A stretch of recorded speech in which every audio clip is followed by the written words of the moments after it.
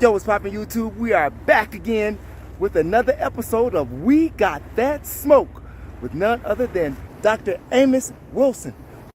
And to be with such distinguished platform guests.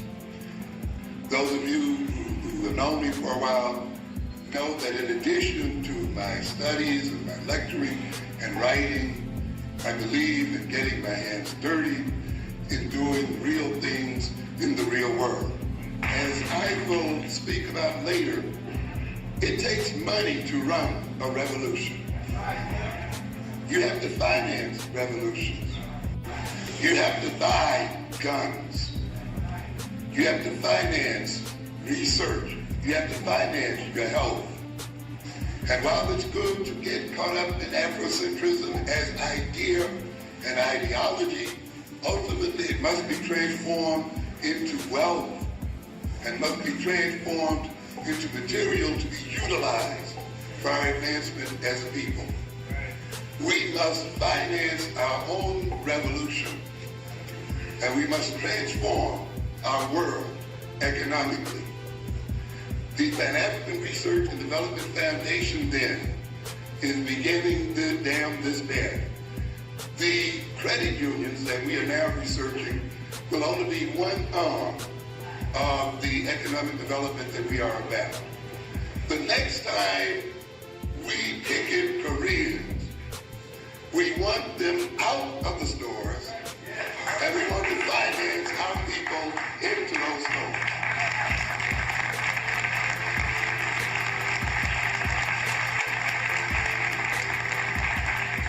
So therefore, we are, in addition to the credit unions, which of course will be used for business finance, we're developing a loan fund, a business loan fund, so we can do the 1-2 punch, get you out and replace you.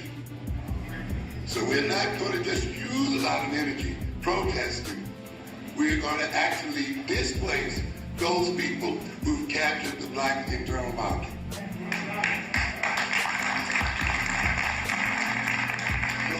Your support to do that. And we, of course, have other plans.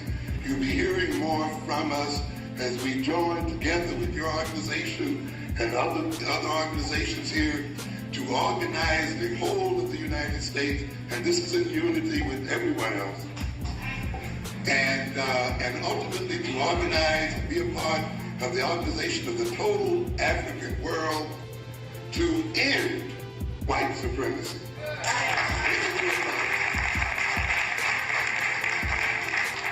The expanding fund, of course, a good deal of information inside tells you what a credit union is, what it's about. It gives you a little introduction over there about what is being done to us in terms of the credit markets. You know we're putting billions of dollars into these banks and getting nothing out. Our money is being used to finance our own oppression. We have to take this money out of these financial institutions and use it to our own advantage.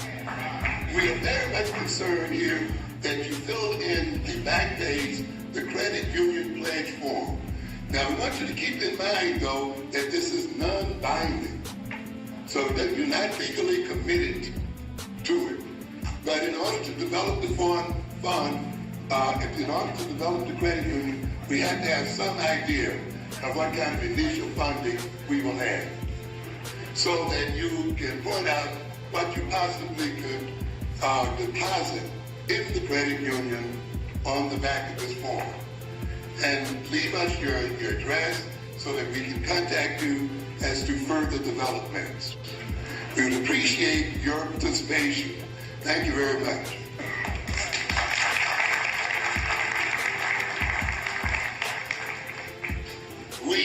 This is our third set of lectures here. We talked about white global supremacy. We talked about the effects of white global supremacy. Now, it is time for us to begin the talk of how it should be brought to a close. Yes?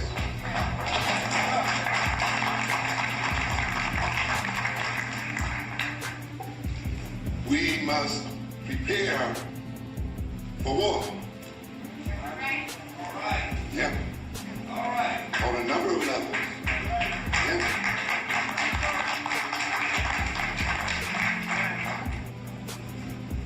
Think the unthinkable. That's what you got to do if you're going to get out of this situation here. I know we've been conditioned into thinking of the European as invincible. Yes. But you gotta get over that kind of thought. This man bleeds and dies like any other man.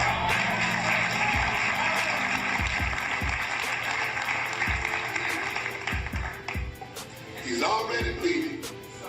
He's already throwing up on the world as it is.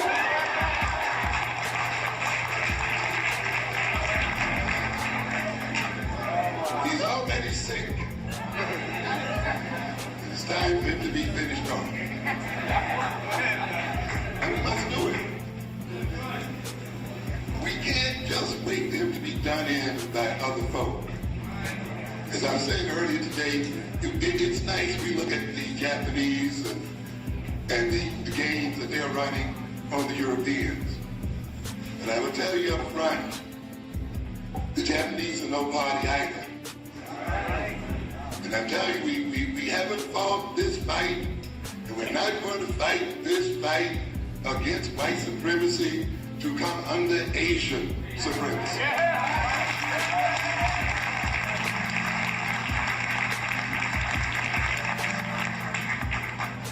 We must be prepared to fight any people who are the enemies of our freedom and liberation, regardless of color and ethnic background. You got to face it. And that means you got to appropriately organize yourself to do it. And you must visualize yourself doing it as a people. Yes. I'll talk later. You see, I get this little hesitancy and I feel it out there. And I can hear the little butterfly wings out there. Yes. But you got to get over the conditioning.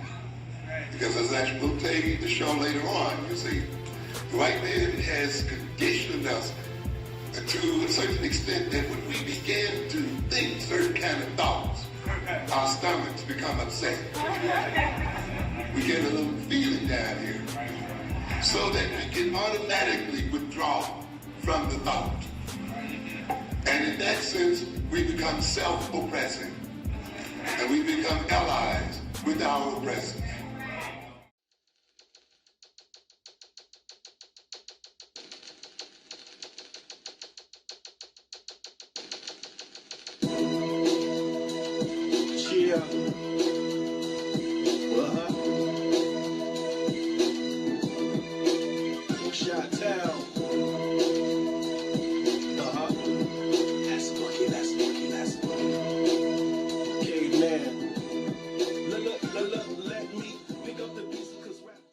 Yes. I wish I had time to develop it today, ladies and gentlemen, and how the thought control has been so subtle. We talked about the education of black children.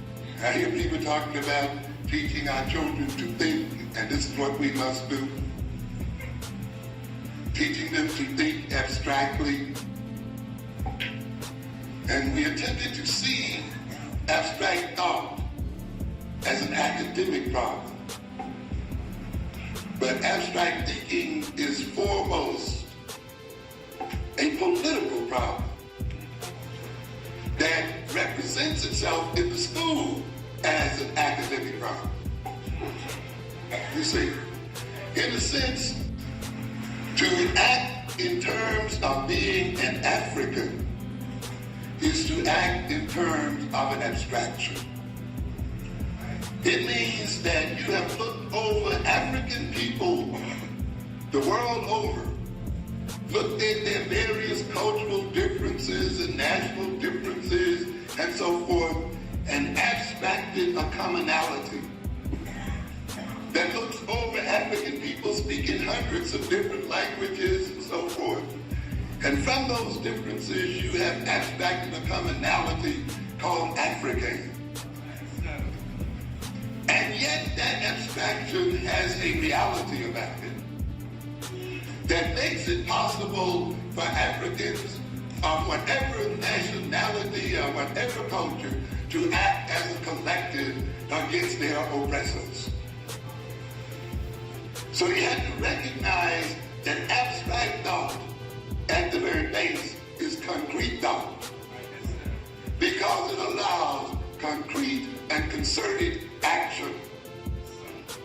That is why the European does not want your children to think abstractly, you see, and conceptually, you see, and it is projected as an academic problem, when really it is a political problem, because they know if we can think abstractly and act in terms of abstractions, such as Africanness and African consciousness, their day has ended.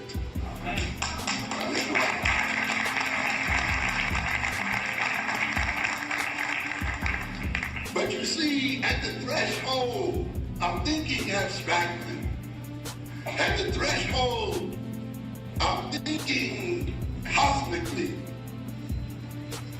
at the threshold of thinking conceptually, at the threshold of thinking in terms of implications, in terms of analogies, at the threshold of thinking deductively and inductively, at the threshold of thinking critically and critical analysis, there is planted anxiety. So that when people and when your teachers attempt to move you into these areas, you start feeling uncomfortable and out of place, and you back off of it. And therefore you maintain your aggression. You must learn to think abstractly, conceptually, and logically, and critically, even though your stomach is filled with butterflies. Even though you may be trembling, you still must think of the possibilities. And you must prepare yourself to meet your enemy and to bring him down and destroy him and stomp him into the ground.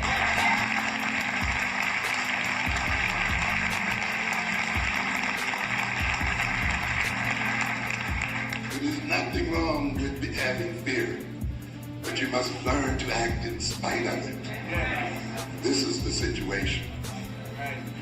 So, why are we in this situation we're in today in terms of white supremacy? Is it because the people are white? Is it because the people are mean? Is it because they have distorted genes? It's because they have power. That's what it comes down to. And because there is an inequality of power between us and these people. It doesn't matter what their skin color is. It doesn't matter what their genetic background is. It doesn't really matter, what their sociobiology is. The ultimate thing is they do to us what they do to us because they have the what? The power to do it. That's it. That's it. Now you can get caught up in long explanations if you want to. And you can do great genetic analyses if you wish. And that's fine. There's a place for all of that. But in the end, you're talking about a power differential. And this is one of the constants I referred to earlier today. That despite all the madness they go through, despite all of the disorganization they are experiencing, there are things they want to maintain constant. And one of those things, of course, is what I call the power differential. The difference in power between Africans and Europeans. Despite what humiliation the United States is going through, it still has submarines all throughout the seas and the oceans of the world. Right off of the coast of Japan. and the other coasts of this nation. If you looked at Channel 13 last night, they indicated that one of those submarines contained more firepower than all of the ballistics and firepower